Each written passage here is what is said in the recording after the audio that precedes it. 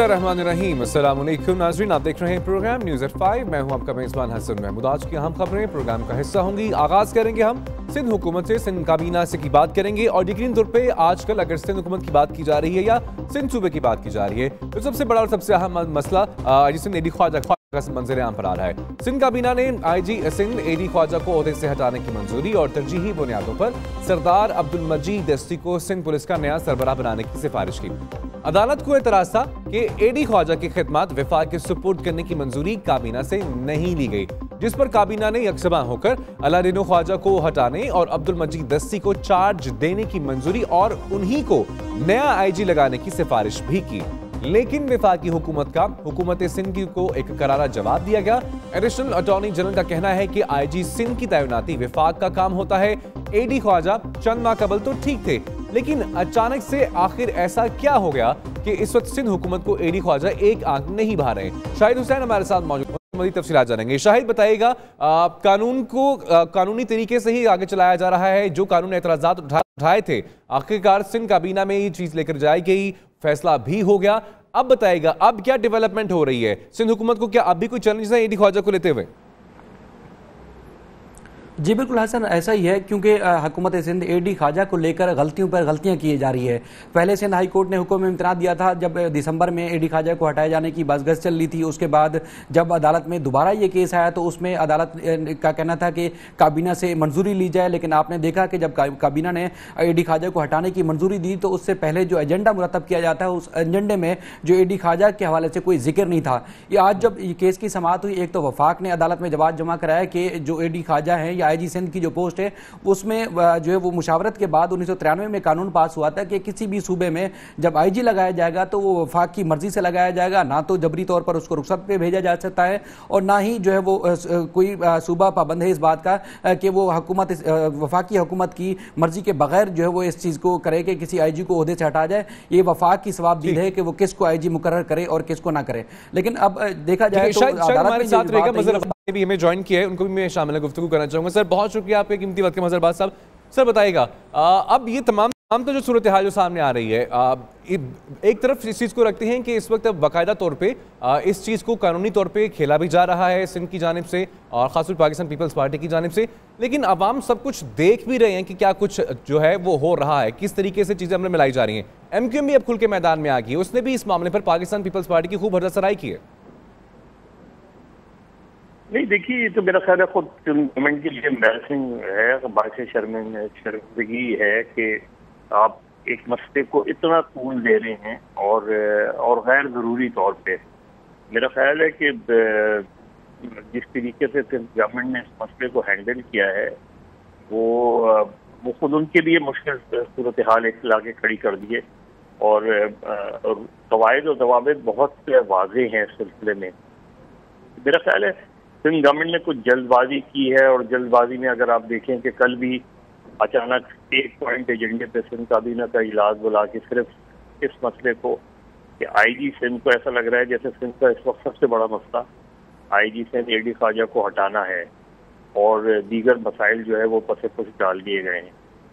और बहुत वाज़े है वफाकी हुकूमत कि जिस तरीके से वफाकी हुकूमत ने रिएक्ट किया है वो एक अलग बात है, लेकिन सिंध गवर्नमेंट ने मेरा ख्याल जिस दिन पहले दिन जब उन्होंने फैसला किया था वो मुनासिब था कि जब उन्होंने 3 नाम दिए थे वफाकी हुकूमत को कि हमने और एडी ख्वाजा की खिदमत वफाक के हवाले की थी, लेकिन उसके जवाब का इंतज़ार किए बगैर जिस तरीके से हटा के अब्दुल मजीद दस्ती को एक्टिंग IG का चार्ज दे दिया गया, वहाँ से मामला बिगड़ गए। अगर मेरा ख्याल है कोई 1-2 रीजन दिए जाते साथ में वफाक के हवाले करने के और साथ में आप अपनी प्रेफरेंस देते कि इन 3 नामों में से हमें ये नाम प्रेफर करते, तो अल्टीमेटली डिसीजन वफाक का होता है, लेकिन आमतौर पर वफाकी हुकूमत सूबाई हुकूमत की जो तजवीज़ है उसको मान जाती है। तो उसके बाद फिर हाई कोर्ट ने जब स्टे दे दिया, आपको पता था हाई कोर्ट का स्टे है, उस चीज़ को मद्देनजर नहीं रखा गया। फिर हाई कोर्ट ने आपकी दरख्वास्त मुस्तरद कर दी। उसके बाद आपने काबीना का इजलास बुलाया ये समझ के कि शायद हाई कोर्ट ने इस वजह से किया है। आज हाई कोर्ट ने फिर वो स्टे को कंटिन्यू किया और आपका ये फैसला भी जो है वो मुस्तरद कर दिया। मेरा ख्याल है सिंध गवर्नमेंट को अपने एडवाइजर्स की तरफ देखना चाहिए जिन्होंने उनको इस तरीके का मशवरा दिया है। अच्छा मजहर साहब, मामला अब कुछ यूँ भी है कि शायर भी पैदा हैं यहाँ, मुफक्किर भी, उलमा भी, कौमों की बर्बादी खाली नहीं यहाँ। अब ये मामला तो सब खैर ज़ेर बहस है ही कि अब पाकिस्तान पीपल्स पार्टी करेगी क्या, उनके पास ऑप्शंस तो मौजूद हैं, लेकिन ये सब कुछ हो क्यों रहा है? पहले भी कितने अरसे तक यहाँ पर मौजूद रहे थे एडी ख्वाजा साहब, तब क्यों बर्दाश्त किया जा रहा था? अब इलेक्शन भी करीब करीब हैं। सर, आपकी एक्सपर्टीज़ क्या कहती हैं कि अब क्या खेल खेला जाना है जिसकी वजह से ऐसा पाकिस्तान पीपल्स पार्टी के लिए करना काफ़ी ज़रूरी होगा? देखिए, बज़ाहिर तो यही लगता है कि ये फैसला जो है ये इसको ज़ाती अना का मसला बना दिया गया है और सियासी फैसला लग रहा है। इसका ताल्लुक बज़ाहिर इलेक्शन से नहीं लगता, जनरल इलेक्शन से। जनरल इलेक्शन अगर हम पर शेड्यूल देखें तो अभी तो 1 साल से ज़्यादा का अरसा पड़ा हुआ है और इस अरसे में तो एडी ख्वाजा वैसे भी अपनी मुद्दत पूरी कर चुके होते हैं जी। तो फौरी तौर पे तो मसला ये लगता है कि जो माजी में कुछ चीज़ें हुई हैं, कुछ फैसले एडी ख्वाजा ने किए हैं जो सिंध हुकूमत ने जिसको पसंद नहीं किया, और सिंध हुकूमत को भी छोड़ दें आप, पाकिस्तान पीपल्स पार्टी की कुछ आला क़यादत को पसंद नहीं आए। वक्त हुआ एक ब्रेक का, हमारे साथ रहेगा।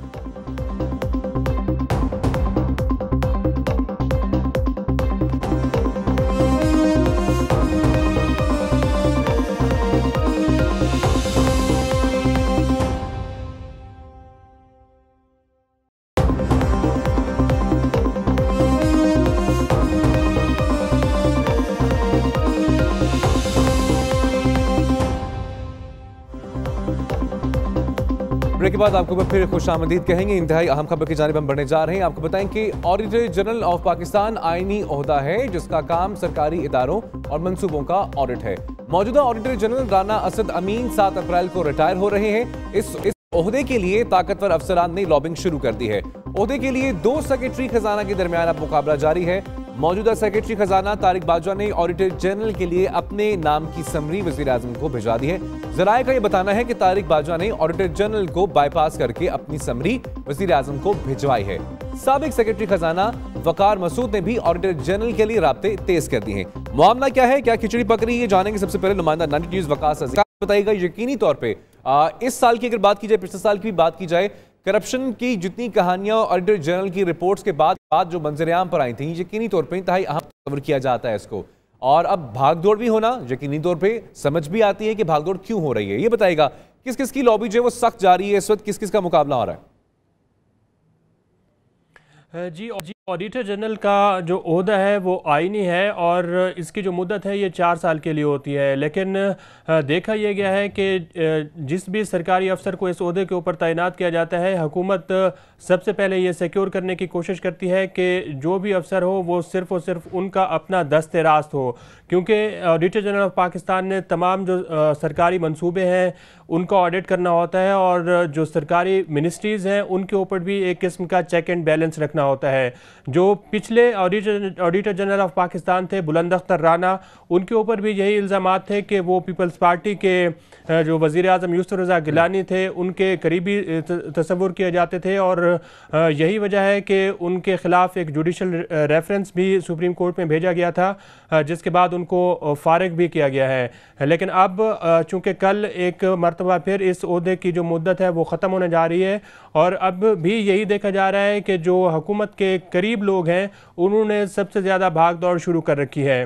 सेक्रेटरी ख़जाना जो कि जून में रिटायर होंगे उनका नाम सर फहरस्त है, जबकि साबिक सेक्रेटरी ख़जाना जो वकार मसूद हैं उन्होंने भी अपने राब्ते शुरू कर दिए हैं। लेकिन और ये जो तकरीरी है ये जो मौजूदा ऑडिटर जनरल ऑफ पाकिस्तान होते हैं उनकी रिकमेंडेशन के ज़रिए होती है। तो auditor general of Pakistan Rana Asad Amin ने इस वक्त 4 नाम भिजवाए हैं जो कि ऑडिट एंड अकाउंट्स के अफसरान पर मुश्तमिल हैं। इनमें परवीन आगा जो कि इस वक्त सेक्रेटरी रेलवे हैं, उनका नाम सर फहरस्त है और वो ऑडिट एंड अकाउंट्स ग्रुप की सबसे सीनियर तरीन अफसर हैं। इसी समरी में जावेद जहांगीर जो कि दिसंबर में रिटायर हो गए थे और एडिशनल डायरेक्टर जनरल के ओहदे पर वो फायज थे, वो भी इसी समरी में हैं। जबकि इमरान इकबाल वकास साहब हमारे साथ मौजूद रहेंगे। डॉक्टर कमल हक साहब ने हमें ज्वाइन किया, उनको भी हम शामिल गुफ्तगू करना चाहेंगे। डॉक्टर आपके कीमती वक्त का एक ऐसी पोस्ट की डेजिग्नेशन को कहा जा सकता है, एक आईनी हैसियत भी वो रखती है, यकीनी तौर पे आप भी जानते हैं हम भी जानते हैं इस साल भी, पिछले साल भी बहुत सारे जो अहम जो प्रोजेक्ट्स थे उनमें करप्शन कहानी किस किस तरीके से की जा रही है ऑडिटर जनरल की रिपोर्ट में ही वाज़ेह सबूत जो हमें मिलते हैं। लेकिन अब जो भागदौड़ की जा रही है वो ढकी छुपी नहीं है, वो भी मंजर आम पर आ रही है। इतना ही इंतहाई अहम डेजिग्नेशन, इंतहाई की पोस्ट क्या माने रखती है? हुकूमत की क्या कोशिश रहेगी?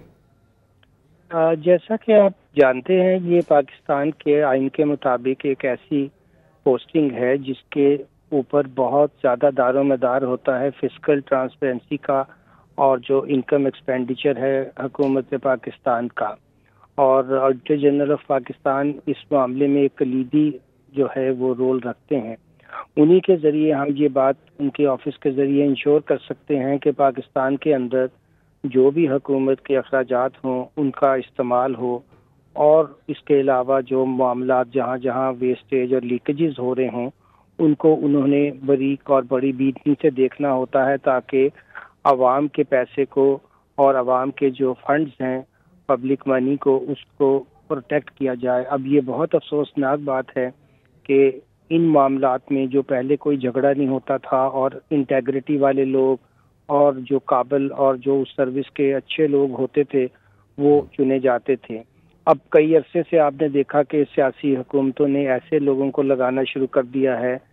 और इस मामले में आपको याद होगा कि जब गर्दिशी कर्जों का मसला आया था तो आते ही पेमेंट कर दी गई थी आईपीपीस को और क्लियरेंस नहीं ली गई थी ऑडिटर जनरल से।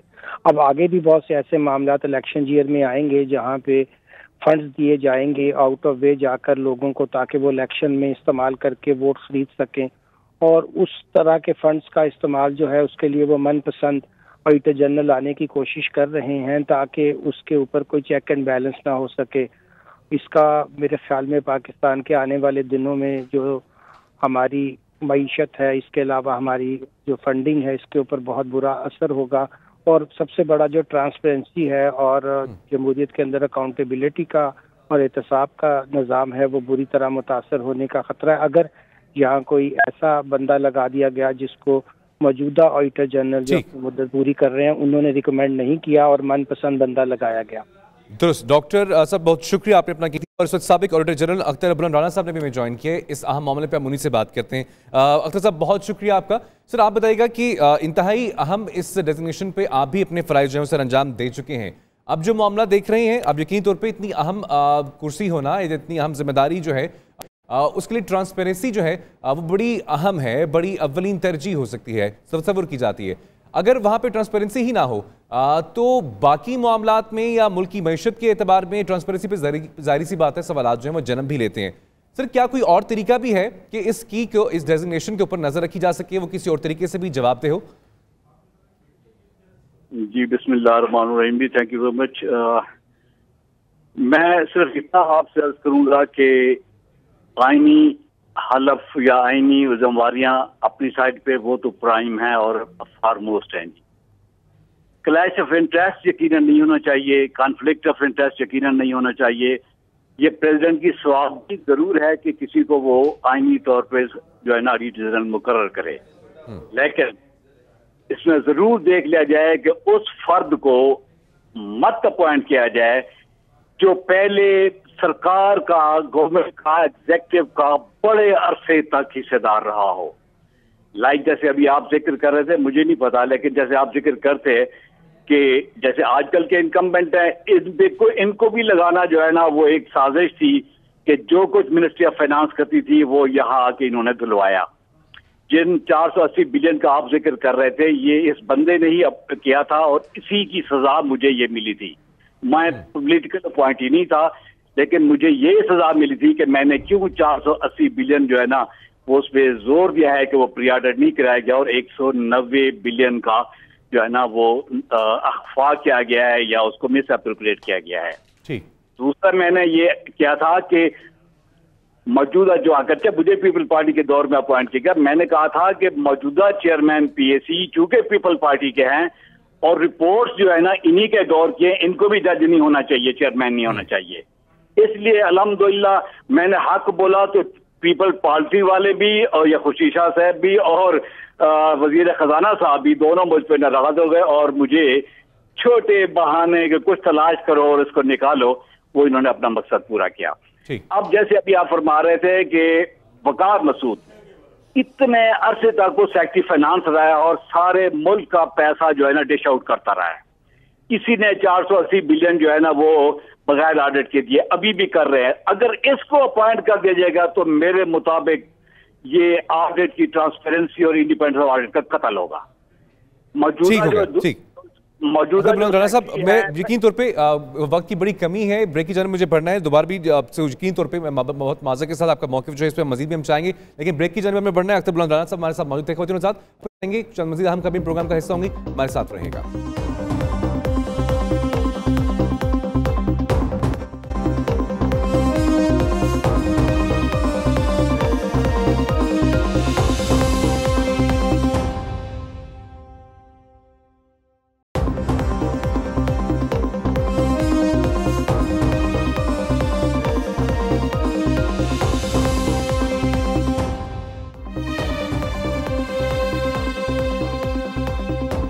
ब्रेक के बाद खुश आमदीद जी। अब हम कुछ बात करेंगे पंजाब के उस शहर के हवाले से, मौजूदा क़यादत में से अहम जो वज़रा हैं उनका ताल्लुक इसी शहर से है।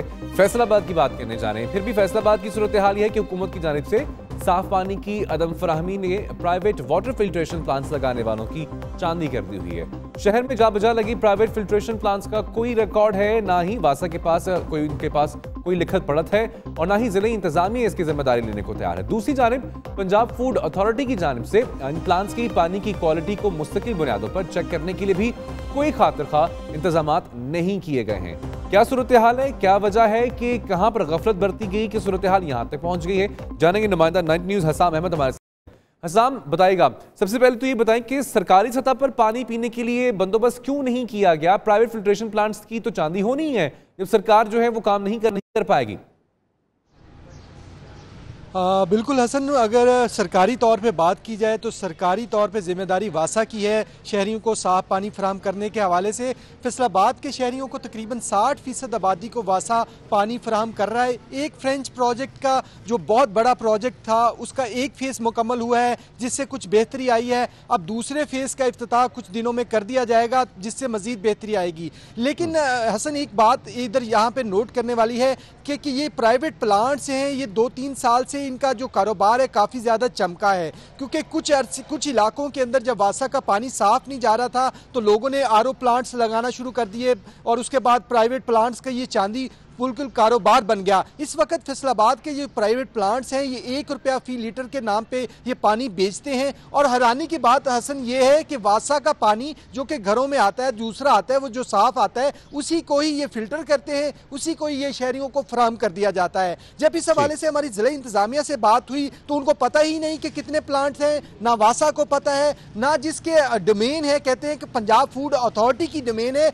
उन्हें कोई कार्रवाई हमने करते देखा ही नहीं है कि अगर किसी के प्राइवेट प्लांट के अंदर पानी साफ आता है या नहीं, लेबोरेटरी चेकिंग की जाती है बाकायदा तौर पे नहीं। और जो फूड क्वालिटी अथॉरिटी है उनका कहना है कि हम सिर्फ ब्रांडेड चीजों को इनको चेक किया करते हैं, तो ये भी हमारी डोमेन में आता नहीं है। तो जिम्मेदारी किसकी है ये तो अभी कोई भी अच्छा हसाम, जो सवाल आपने पूछे यकीन तौर पे उनका जवाब हम इस वक्त जाहिद अजीज साहब से लेने की कोशिश करेंगे। आप एमडी वासा हैं, जाहिद साहब ने हमें ज्वाइन भी किया है। जाहिद साहब, बहुत शुक्रिया आपकी कीमती वक्त का। फैसलाबाद की सूरत हाल है, सरकारी सतह पर कहाँ हैं आपकी काविशें? फैसलाबाद की जो आवाम है पानी को तरस रहे हैं, जो प्राइवेट वाटर फिल्ट्रेशन प्लांट्स हैं उनकी चांदी हुई है लेकिन उनका रिकॉर्ड भी कहीं पर नहीं है, क्या मामला हैं?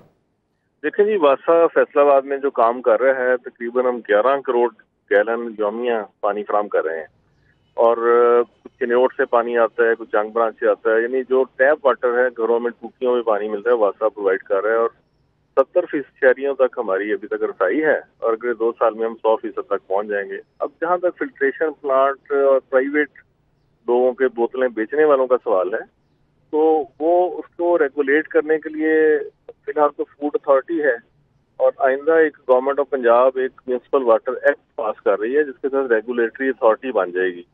तो उसका पे काम हुआ करेगा कि जो भी प्राइवेट बिजनेस करते हैं उनके पानी को रेगुलेट किया जाए। जी अच्छा जाहिद साहब, ये बताइएगा कि जो आदादो शुमार आपने बताया कि यौमिया इतना गैलन पानी आप फराहम कर रहे हैं, ये आपके जो डिस्ट्रीब्यूशन यूनिट्स हैं यहाँ से जो पानी यौमिया निकल रहा है ये वो आदादो शुमार आपने बताए हैं या लोगों के घरों में नल तक जो पानी पहुंच रहा है उसका आदादो शुमार आप बता रहे हैं?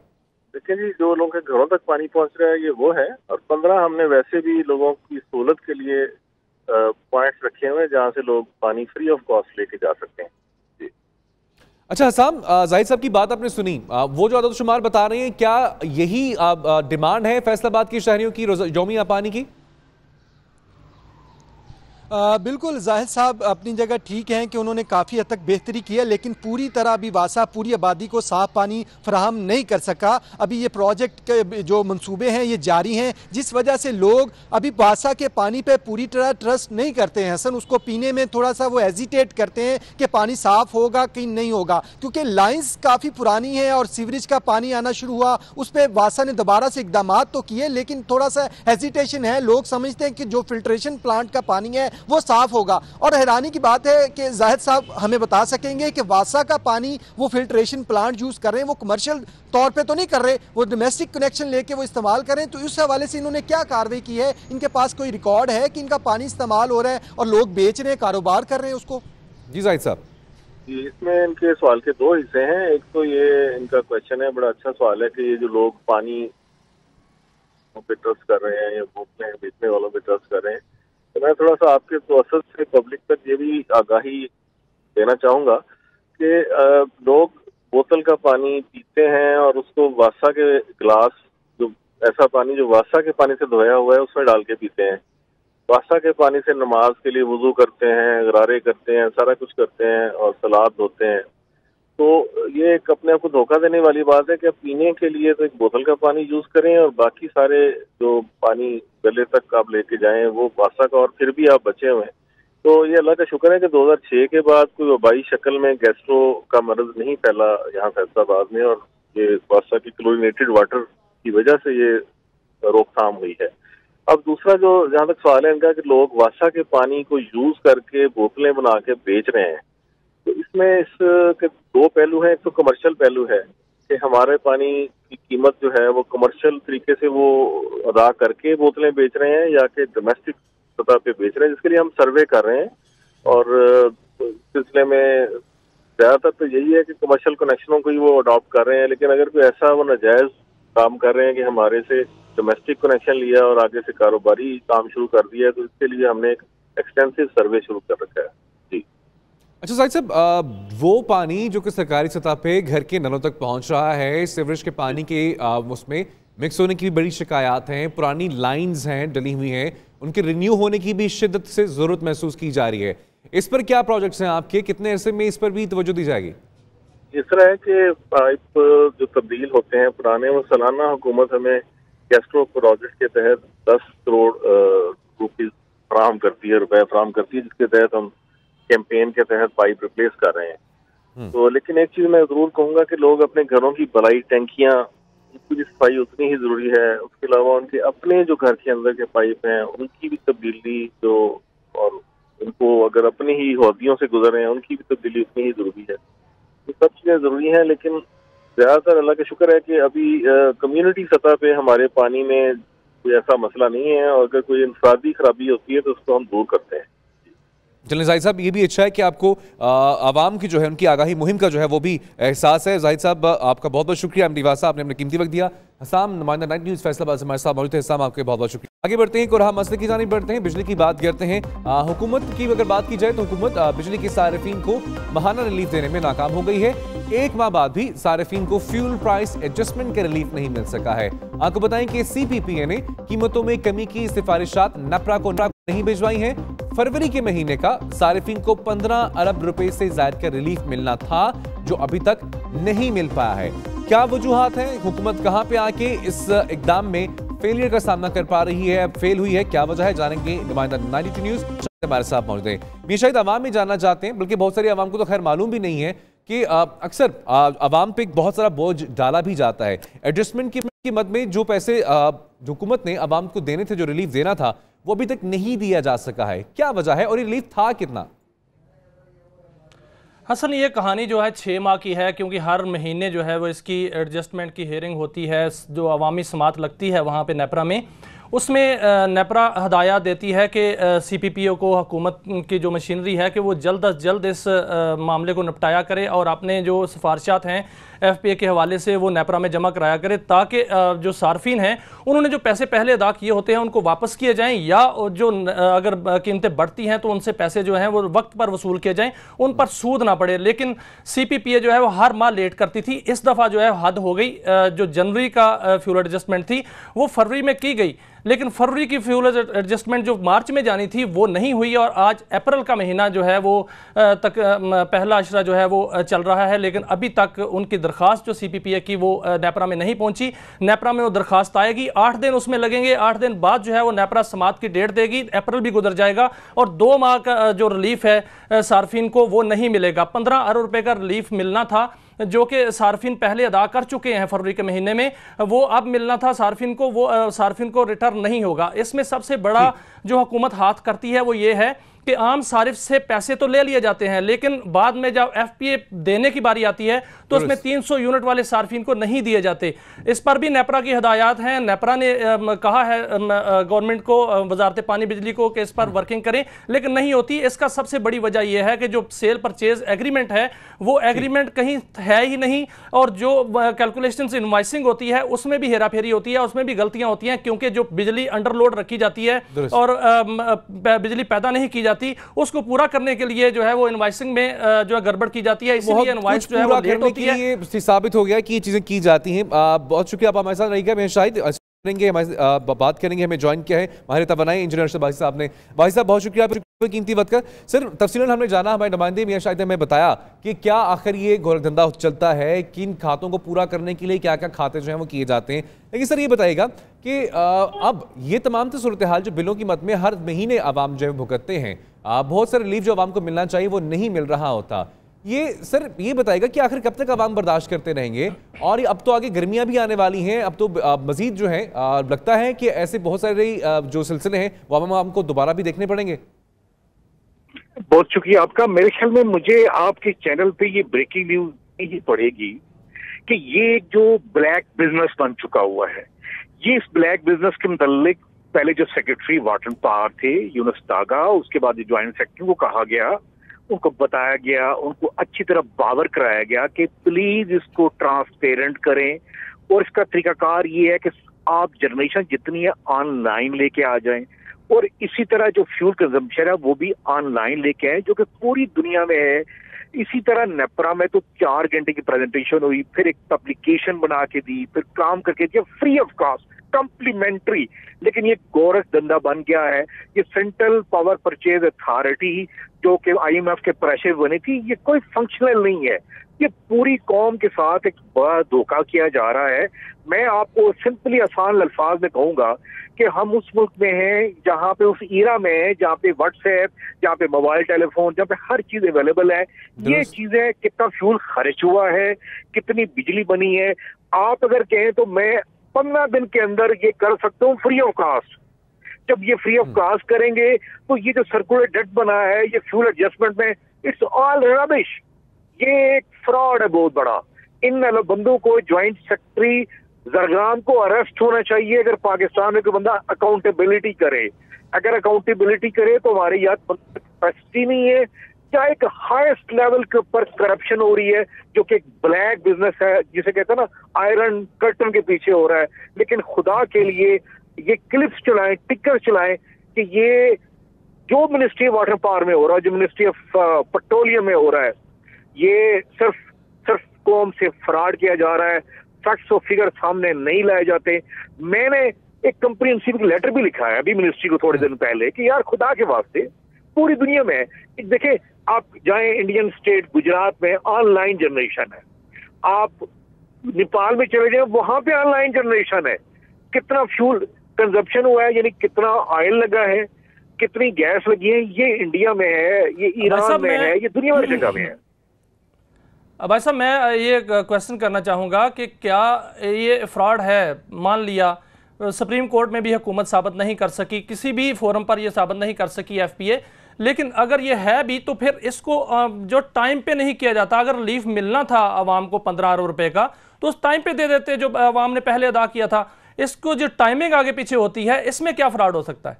देखिए सुनिए, एक छोटी सी बात मैं आपको बताऊं। पहली बात है कि ये जो जिस पे टॉपिक हम बात करते हैं ये एक आसान रियाजी सिंपल मैथमेटिक्स है, 2 + 2 4। ये पैनामा लीक्स नहीं है। मैं आप अर्ज करूंगा आपकी चैनल के जरिए कि ये अगर फैक्ट शीट है तो मैं 3 दिन में फैक्ट शीट निकाल के पूरी दुनिया में देता हूँ भाई, ये फैक्ट ये है। ये जो फ्यूल एडजस्टमेंट में ये नेपरा ने कर रहा है, ये एक सिंपल सॉफ्टवेयर है जो आपसे 2 साल पहले बना के दिया गया और अभी ऑनलाइन अवेलेबल है। ये पूरा गोरख धंधा यही होता है जी, आज नेपरा ने 4 रुपए कम कर दिया, आज 2 रुपए कम किया। ये समझ लें कि मेरे ये रिक्वेस्ट होगी कि ये जो उबर या करीम टैक्सी वाले, इनसे सीखें कि कैसे चीजें ऑनलाइन की जाती हैं। ऑनलाइन हर चीज अवेलेबल है। अगर मुझे इजाजत दें, ये 15-20 दिन के अंदर सारे पावर प्लांट ऑनलाइन हो सकते हैं। सर भाई साहब, लेकिन बात ये कहेंगे कि असल रोना ही ये है, अगर ये सब कुछ हो जाए तो आवाम की जिंदगी में तो सुख आ जाए ना, आवाम को तो कोई सवाल करने का मौका ही नहीं मिले, शायद हमारे काम भी जो बंद हो जाए। खैर बहुत शुक्रिया बासी साहब, आपने हमें टाइम दिया। साथ साथ मियां शाहिद आप भी हमारे साथ मौजूद थे। आप दोनों का बहुत आगे बढ़ते हैं। सिंध हुकूमत की बात करेंगे अब। सिंध हुकूमत की अगर बात की जाए तो सिंध हुकूमत के 13 अहम ऐसे महकमे हैं जो बगैर किसी वाली वारिस के काम कर रहे हैं। सूबाई मुशीरों और वजीरों के फुकदान ने सूबाई अफसरान के लिए गंभीर मसाइल पैदा कर दिए हैं। हद तो यह है कि महकमा खजाना और महकमा दाखिला जैसा अहम महकमा भी वजीर या मुशीर से महरूम है, जिसके बायस सिंध हुकूमत के अफसरान वजीर आला हाउस के चक्कर लगाने पर मजबूर हैं। महकमा आर्काइव हो या महकमा इतलात हो, लेबर हो या इसके अलावा कोई और महकमा हो जाए, सारे महकमे बगैर वजीर और मुशीरों के चल रहे हैं। आपको ये भी पता चले कि स्पेशल एजुकेशन का महकमा, तवानाई का महकमा, कानून और इसके अलावा इंक्वायरीज और एंटी करप्शन और स्पेशल इन्वेस्टिगेशन और काफ और ज़कात का जो महकमा जो है वो भी बगैर वज़रा और मुशीरों के चल रहा है। क्या वजूहात है? और इन तमाम तर सूरत हाल के बाद अब वज़ीर आला सिंध की अगर बात की जाए, उनकी महकमे की, उनकी अगर सिंध में तरक्की की दावों की बात की जाए तो कितनी तरक्की जा रहे हैं, कितना काम हो रहा है, कल ही सब खोली जाती है। मज़ीद बात करेंगे नुमाइंदा 92 न्यूज़ हमारे साथ होंगे आफ्ताब चना। आफ्ताब बताइएगा, इस अहम मसले पे किसी ने अब तक कोई आवाज नहीं उठाई क्या? वज़ीर आला सिंध जो है वो तो बात कर रहे हैं धड़ाधड़, आजकल टेलीविजन पर भी आ रहे हैं, सिंध की तरक्की के हवाले से बात भी कर रहे हैं, लेकिन इतने महकमे जिनका कोई वाली वारिस ही नहीं है वो काम कैसे करेंगे? अच्छा, यहाँ पे ये मसला है कि वज़ीर आला सिंध सैयद मुराद अली शाह ने अपनी मीडिया मैनेजमेंट की टीम बहुत अच्छी रखी है, जो उनको हर चीज मीडिया पे दे रहे हैं। लेकिन अंदर की कहानी यह है कि 13 अहम महकमे हैं जिनमें finance, home, information, irrigation, labour और मुख्तलिफ डिपार्टमेंट है, जिनका कोई परमानेंट न मुशीर है न वजीर है। ठीक है, इससे पहले जो कायम अली शाह की बात की जाए दौर की, तो उनके दौर में साईं मुराद अली शाह साहब जो है वो फाइनेंस मिनिस्टर थे और फुल फ्लेज मिनिस्टर थे, जिससे लोगों के तरक्याती काम हो गए और सूबे में कोई ना कोई चीजें दिखती थी। अब तो यह है कि फाइनेंस इनके पास है, होम इनके पास है, इंफॉर्मेशन का मिनिस्टर मौला बख्श चांडी पहले था, उनको हटा दिया गया है।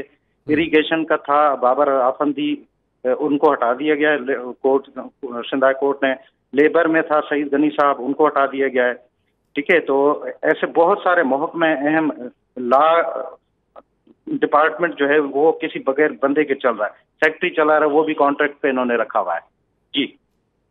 अच्छा, लेकिन साथ ही साथ ये भी बताइएगा आफ्ताब कि अंदर खाने फिर चल क्या रहा है, क्योंकि अगर तरक्की की बात की जाती है अक्सर सवाल भी उठाया जाता है, MQM जो है वो खासतौर पे वाइट पेपर भी ले आई है कि इतने फंड जो है वो जाते कहाँ पर, तरक्की की होती है। क्या अभी भी सिंध हुकूमत जरा भी सीरियस नहीं हुई? सर मुझे नहीं लगता, क्योंकि सीरियस होती तो MQM है, मीडिया मुख्तलिफ प्लेटफॉर्म पे आवाजें उठाती रहती है, इनके कान में तो जून तक नहीं रिंगती।